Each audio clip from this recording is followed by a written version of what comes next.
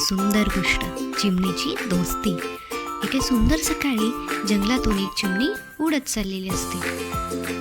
वा, काय सुंदर सकाळ आहे, पण मला भूकही फार लागली. तेवढ्यात तिला खाली एक कबूतर दाणा वेचताना दिसतं. चिमणी खाली उतरते आणि त्या कबुतराला विचारते, कबूतर, मी तुझ्यासोबत काही अन्न खाऊ शकते का?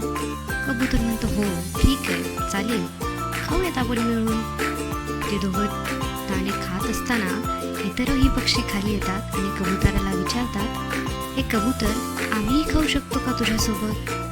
चिमणी, पोपट आणि कबूतर हे सगळे मिळून दाणे खाऊ लागतात आणि त्यांची घट्ट मैत्री होते आणि खूप गप्पा गोष्टीही होतात. तर मित्रांनो, आपल्याला यातून काय बोलून मिळतो? आपल्याजवळ जे आहे ते वाटून खाल्लं की आनंदही दुप्पट होतो. अशाच सुंदर गोष्टींसाठी आमचा चॅनल चिवचिव गोष्टी सबस्क्राईब करा.